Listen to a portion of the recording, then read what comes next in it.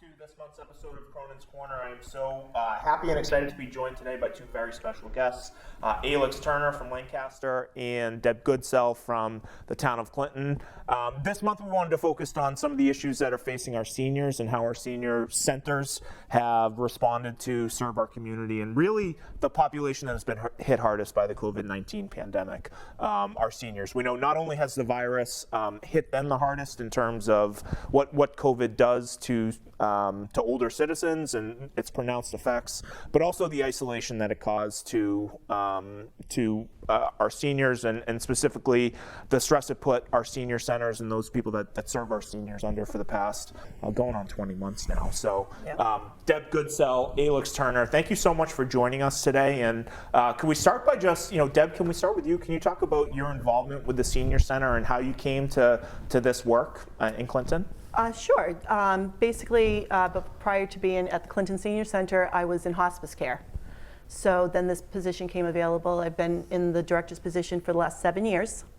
So it's been great. We've gone from our former storefront center to our beautiful Victorian mansion now. So that's been wonderful over the last 7 years. And just to elaborate a little bit on what you said about COVID and our seniors, we are very proud that we have over 99% of our Clinton seniors have been vaccinated, fully vaccinated. That's a remarkable stat. So we had a partnership with UMass Medical, Dr. John Broach, and they came to town and we were able to vaccinate not only our seniors but our homebound as well. So that's been great for our town, and it just gives you a sense of accomplishment that, if they are to get sick, hopefully it wouldn't be as bad as it could have been. Can you talk about the Senior Center in your home, specifically in Clinton? You mentioned that it's a Victorian mansion, but to me it's really the crown jewel on the town square there, and it's a remarkable space and facility.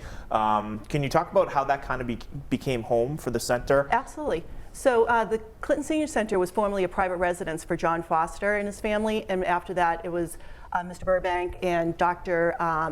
Bowers. And after that, Dr. Bowers, they made it into a foundation for sick, indigent, or elderly.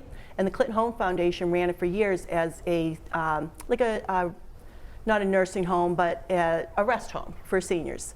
The town was gifted the center from the Clinton Home Foundation to be used for our senior center. So it has gone. And what year was that? That was relatively recently? When it was gifted to the town? Yeah. I'm going to guess at 2000 and maybe 10. Gotcha. 2010. Yep. I came in 2014, and they had already been doing all the construction and renovations on it. And it's a lot of work to preserve, too. I know that we have worked together, and Representative Kilcoyne and I are both invested in making sure we've got the resources for the Senior Center to... It's the perfect location. Yeah. It's between two of our senior housings. It's across the street from the park, so our seniors can enjoy the park, they can enjoy the porch, they can enjoy it walking to the center. We just had some new sidewalks put in outside, so you can come right up to the center. You can go over to the town hall, you can go over to the library. We have an assisted living on the other side of the park. Right. They can walk over to the center. So just having it centrally located and to be such a showpiece. The inside, if you've never been, you should, you have been, but if anyone hasn't been, just come walk in. There's, it's all hand-carved mahogany. It's all tiled floors. You've got the painted ceilings.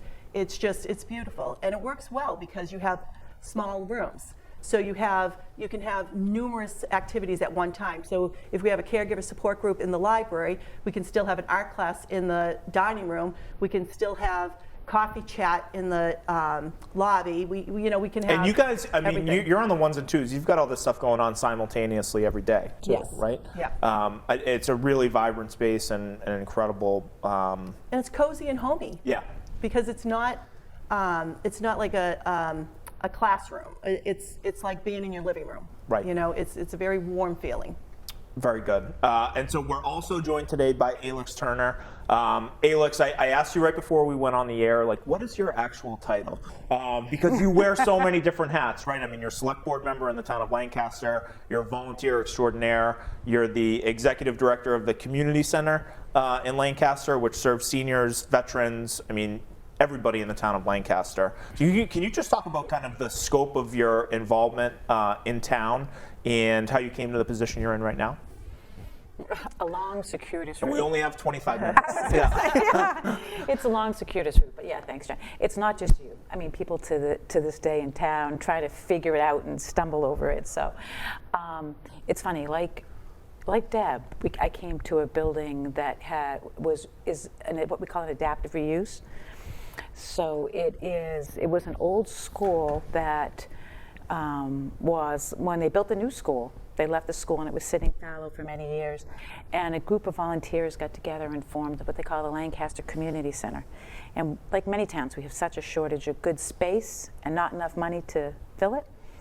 So volunteers got together and redid this school with help from Department of Corrections, from just people and everything else. And we ended up, I will say it was sort of a paint and new rugs kind of reuse. So we, unlike Deb, when I know sometimes you struggle with the large events, we sometimes struggle with the smaller events because we have these big rooms. And it's so funny to me that seniors come in full circle and either their kids went to school there and there's all these sweet memories of being through there, or they went to school there. And sometimes they'll come in for activities and they'll be sitting with, talk about small towns, they'll be sitting with their former teacher and themselves and talking about, how their kids or grandkids went to school. So we're in an old school. It is not carbon mahogany. But it has a real lot of potential. So I had been a selectman for 9 years. And then I was off the board and I lived in Lancaster with my husband after growing up in Bolton.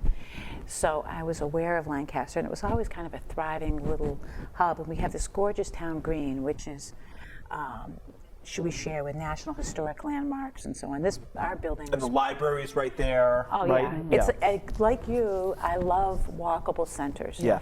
And it's built right in the center of town. So it's a perfect location. It needs and could use, and we hope to try to adapt the use a little more, because senior centers around your district, our district, and around the state are really, there's some architectural marvels, they're really, really great. So working with the adaptive reuse, we have to get a little extra creative about it. And I don't know about you, I think you have, and we have tried to program around it. So we started off, shortly after I came 10 years ago, we became a community center, which is an all-ages center. And at the time, I remember people from Executive Office of Elder Affairs saying to me, "Whoa, this isn't good. What do you mean, kids?" And they said, because seniors are constantly, even though in most towns in Lancaster, that over a quarter of the population is seniors. Same in Clinton, yeah. They got the small minority of the services. Right. And that is still true as far as funding goes. And they were afraid that if we did a community center, that disparity would just increase. Wow. Right, yes, exactly. But in fact, I found that a lot of the intergenerational programming has worked really well. And because we had this big building, for example, we have a gym upstairs, or I should say the Cafe Gymatorium. It has old tables that used to come down for lunch that roll out, and but a basketball court and a stage and everything that they did everything. And so now for example, we were the first ones in the region, in the area, that did pickleball. And that we have a thriving. It grew so much that now we've sent over to St. John's Gym in Clinton, and we do it wide. And so we opened as a community center with all ages. Seniors, because they don't go to school, they don't have the other things, it's still the emphasis. Right. And veteran services. I know, so a great friend of the show, Rick Futur, is there. Awesome. Is he there 2 days a week in Lancaster? No, or just the one? He's there one, on Tuesdays, which hopefully you will be. I guess Absolutely. We'll see you Tuesday. Absolutely. So and he does a great job and serves veterans of the region. And many of the times the veterans who need it most are those who are aging, because with aging comes issues that we can all help with. And co-locating services, right? So Yes. We talked about it a little bit before, Deb, but a senior center is not just a place where people can go and drink coffee and play bingo, right? I mean, it's truly a catch-all for for all the services, healthcare, transportation, housing, food insecurity, medical referrals that seniors need. Can you talk about just the scope, how expansive the scope of your services are in Clinton, and the team that you've assembled and lead to serve the seniors in Clinton? Sure. So basically, we're a town department, so we service our seniors in our town in many different ways, but not just our seniors. We service our caregivers as well. Part of that is an example. We just had a call yesterday. A woman senior needs dialysis 3 days a week. So her daughter would have to go to work late and leave work early in order to take her mother to this. Right. We're able to provide transportation so that her daughter doesn't have to miss work. We can take her, we can bring her home. So transportation is huge, whether it's going to your friend's house, going to the grocery store, going to your doctor's appointments, going to the hairdresser. Can we just stop right there? Can Yeah. you talk about that relationship with the WRTA, right? And, Yeah. and I know it exists with MART here in Correct. Fitchburg and Leominster too, but Yeah. a remarkable service that I think a lot of people don't know about Right. for medical appointments. Right. So right now we have 2 vans running each day to different locations, and it's a free service right now for seniors. Back when they charged, it was $4 round trip to Worcester, so Right. it's very cost effective. And like I said, it's got the handicap lift. It's very user friendly. Our drivers are wonderful, and like I said, we drop you off, we pick you up. And it takes away, not only does it take away from your caregivers' duties and responsibilities, but it also provides you with independence as a senior. You don't have to count on your family to take you. You've got this, you can do this yourself.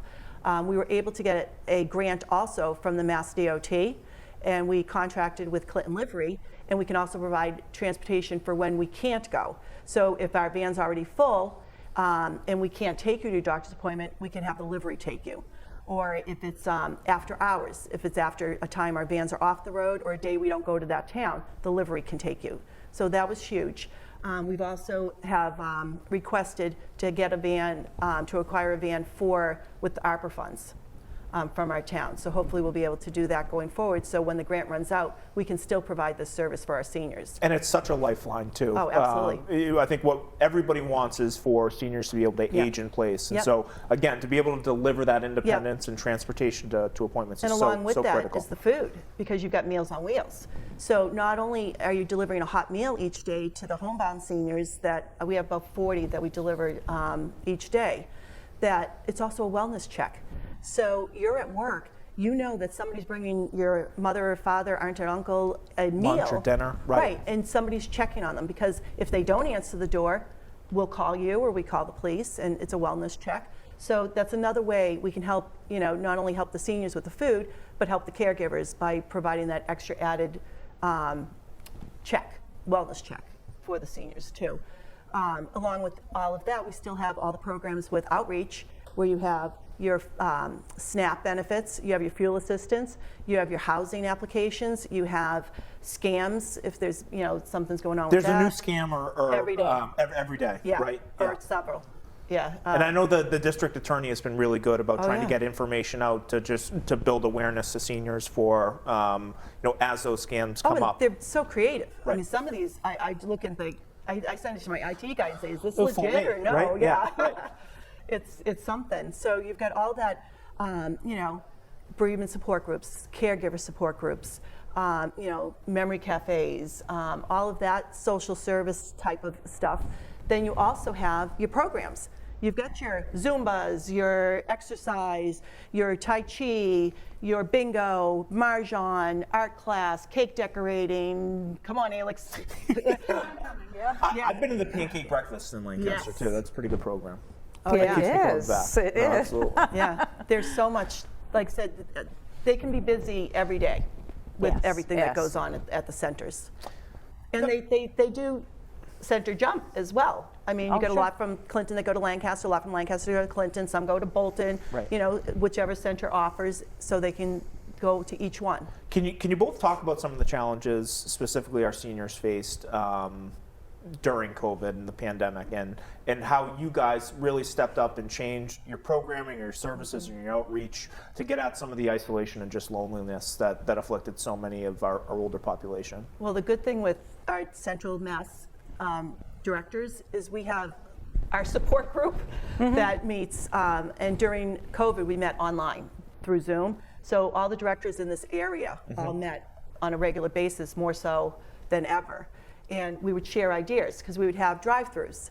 We would have Zoom bingo, bingo.io. We all joined on and started doing bingo through Zoom. People donated gift cards so that we could have bingo prizes. We mailed them the bingo prizes. And a lot of the seniors were able to adapt too, Oh, right? yes. To get on Zoom and to be able to Oh, yeah. participate, using that technology. Yeah, they would do the exercise through Zoom. They would do bingo through Zoom. We had a great program. We hit Zoom back in March, which we were sort of early adopters. In fact, it's funny, we hit it before the other towns adopted to it. But one of the things that we found was that most seniors still have enough neuroplasticity to adopt this new technology. And what bothers me about when I think of a senior center is a lot of people think of seniors as what you talked about, like just playing bingo and handmade Afghans, sitting around a table. Seniors are so much more than that. And we were concerned because when we first recognized COVID, they said seniors are those that are most vulnerable. And it's still this case because Absolutely. you're so the social isolation that we knew. I mean, the walls came down on us first.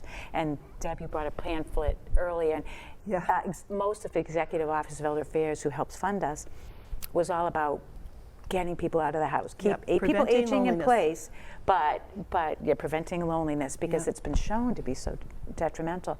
It's devastating to physical health too, right? And mental. Both of those. We're getting that. So when we talked about Zoom, I found it really remarkable because there's so many stereotypes we were bashing. Some of the meetings, they had trouble. They adapted to Zoom bingo and everything else. Bingo we did players were the first. They were the first to get on bingo. And they tend to be the oldest and the most stereotypical. Right. Yeah. But no, and resourceful. They would have neighbors travelogues. come over and sign them in. They were resourceful getting onto bingo. Oh gosh, yeah. We learned a lot about the mute button. Yeah. We're still learning about the figuring out button things too. to do. Yeah, we had this great program that we developed, and I liked it because we do share, as Deb says. We have essentially mutual aid. People will select, because we can't do everything. She can't offer pickleball in house because she doesn't have a gym, but you have great things like the food pantry. So we had Neshoba Rotary. We partnered with, and we bought tablets, Amazon Fire tablets. We bought those because you could talk to them and they were consistent.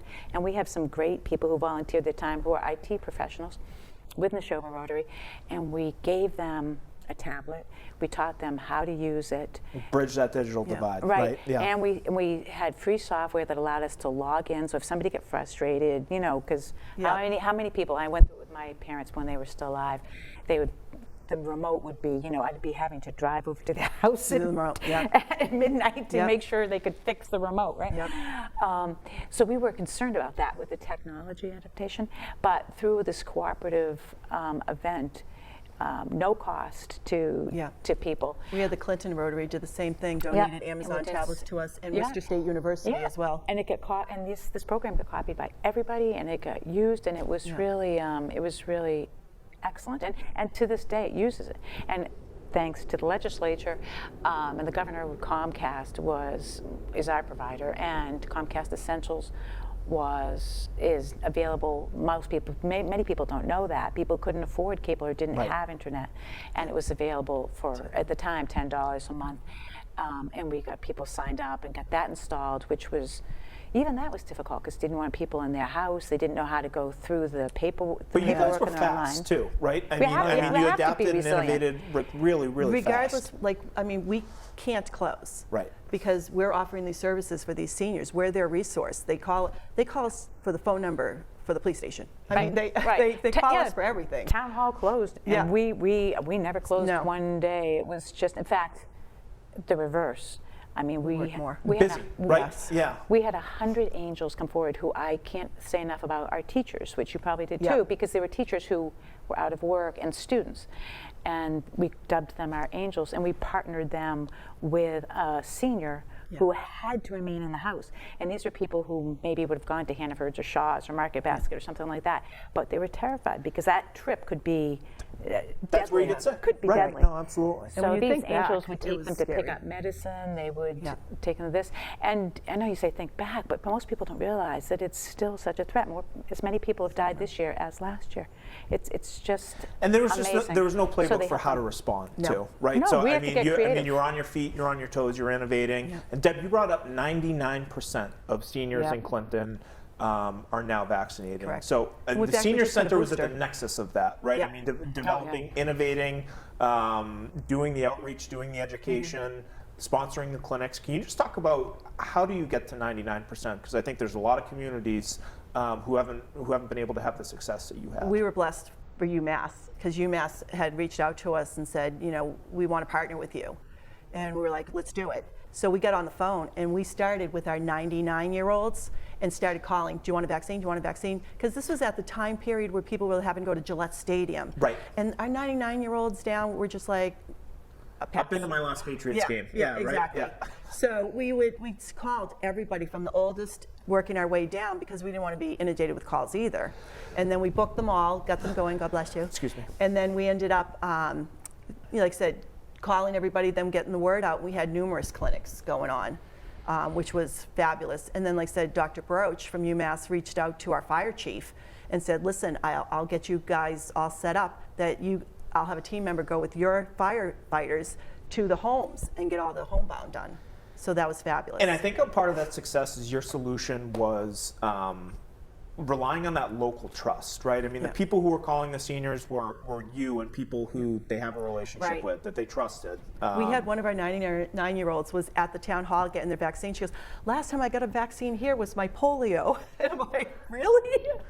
in the Yeah. 40s, right? Yeah. Oh, Yeah. That's too funny. And they had a ball seeing each other because they hadn't been, closed off for a while. So there was like 3 99-year-olds that were like, oh, Mary, they just they were 6 feet apart wearing their masks, but it was nice for them to be able to see each other. Absolutely. So We had a little different approach, same issue, and fortunately our seniors have a very high vaccination rate.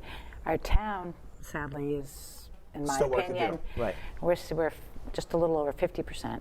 But the seniors did, and one of the things that we did, because the clinics, kudos to you, because I think the local clinics, Sterling did a local clinic where they drove through all their drive-through. seniors. Yeah. I thought they did a great job. And so we looked to better models from different towns, Clinton or Sterling or something. We had these angels. We had trainings, online trainings, and we learned the ins and outs. You had to go on. It was like Hunger Games. I mean, you had to go online at 3 o'clock in the morning Yes. to the CVS website and we pretend. were doing that. Oh, we did. Yeah, we did. Refresh. Well, and right? pretend Yeah. you were from a different state, Yeah. and then log into our state and everything else. And we had the fans. We did the tailgating down at Yeah. Gillette. We were sending people to Gillette. We went and blessed our volunteers and drivers because we went Saturdays and whenever you could get an appointment. Right. But now the great news is that with local pharmacies and so on, the boosters, which seniors are now eligible for because they got them earlier, are available. And So what's it's the plan to encouraging roll them. out boosters? Are the senior Oh, centers they're already being rolled out. Yeah. They're already rolled out. We already had a booster clinic in Clinton. We had, I think it was like 120. Or we had, I think it was like 80 seniors came to the town hall and we had 22 homebound done. But it's available at Rite Aid, CVS, readily Walgreens, all available. of them, readily Yeah. available. Rite Aid has walk-ins from, I think it's 10 to 1. So you can just go in Right. and get your booster. The others you have to go online, but at the senior centers, if they don't have a computer or they're not comfortable, we'll register them online and get them their appointment for And them. here in the Fitchburg-Leominster area, that's true also, Yeah. because people come out to CVS and Yep. Walgreens and all the others and Oh, get yeah. them and get them. So it's much better. Flu shots. People forget that there's still, because so many people think only COVID, but we're still dealing with Flu season. We're still dealing with the seasonal flu, and we're still dealing. One of the things, the sad part of COVID, is that people did not follow up on routine care. And so we've seen a decline in health in people that I didn't expect to see. And mental health that we've touched on a Right, couple yeah. of times. Absolutely. That's But as we kind of move away from the pandemic, Yeah. and especially I've been to both Lancaster and Clinton, and as you return to normal operations, what are you most optimistic about, and what are you most looking forward to at the centers? We've basically have gone back to normal. So like today, perfect example. When I left the center this morning, we had our veterans breakfast going on. So that was going on. The volunteers were in the kitchen. Our receptionist was given a tour to a new senior who had never been there before. Like I said, Marjan this afternoon. I love I had 4 kids, and I love the house being chaotic. It's buzzing. I right? love it. I love it when, you get Spanish in one room, you got the caregivers in one room, you got the art class in one room, you got everybody all throughout the building, and it's noisy, it's fun, it's active, I thrive on that.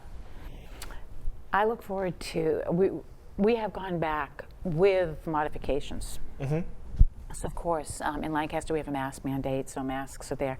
And we've had to try to work that out with some of our fitness classes. For example, yesterday the Board of Health allowed people to drop their masks while playing pickleball with some strict provisions. So like you, getting people back together, the best part of a senior center itself is reducing the social isolation, seeing each other. It's funny, the state, and when I'm talking to, I'm thinking to make sure it's not just about senior centers, because senior centers go well beyond that. We've had people who have formed new old friends, and some of those friendships I think are the best, and so they'll get together outside.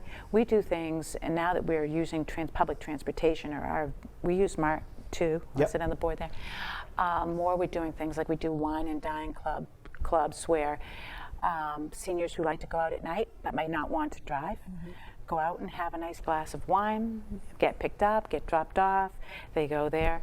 Don't laugh. How old do I need to be eligible for that program? Yeah. You'll let me know. Sure. No treating, but would you be surprised, by the way, that the state and AARP and others, seniors are 50. There's a lot of people who, I have people who come into the center who, they're probably late 80s, and they say, I don't want to be with old people. and that's changing, because we have adult men's club, and we have a wild women's group, and that are very young. How do the dull men and the wild women get together? Oh, they get brutal. along? When they're together, it's crazy. We just had a music trivia between the two of them, competition. There was like 8 dull men and like 20 wild women. The dull men won. Sounds like a hot row. So people have the stereotype, seriously. No, It's absolutely. not the biggest stereotype. Our Compassionate Cannabis Club is wonderful. So people sit there and talk about cultivating, they talk amongst themselves, they talk about what scams there are out there. And so the word of dosing, and not your mom and pop senior center, right? No, exactly. That's we would talk to rebrand, and that was one of the nice parts about rebranding as a community center, because I would have people come in and say, true confession, like, I'm not old enough to be here. They're like 70. I'm like, but I'd like to participate. I'm like, it's okay. It's okay. You're in a safe place. And we talked about this before. It's like, oh, well, I'm not a member. This is a town department. If you're a senior in our towns, you're in. Well, you used the analogy, which I liked, of the library. Yeah. Because a lot of people from all over go to the Lancaster Library, and I've been to the Clinton Library, which is great, Leominster, and so on. So yes, we open doors. It's just about helping people, and help doesn't have to be. It's not just because we have a very nice over 55 development in town where the people are not in financial need. Most of them aren't eligible for benefits, but they still need, for example, the group ride to Mechanics Hall for a concert, because it's still just as important. They say money is not always about happiness. I mean, it does. There's a video that you have to see this video. It's this man from England, and he isolates himself for, I think it was a week.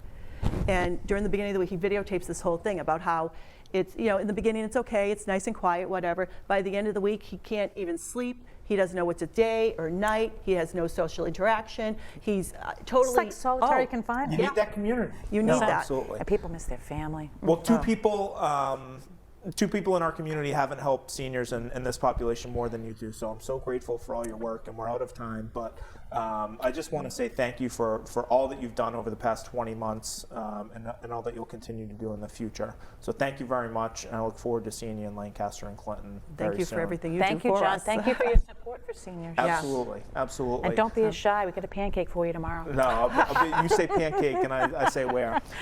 So thank you very much, everybody. We'll see you next month, and I hope you enjoyed the show today.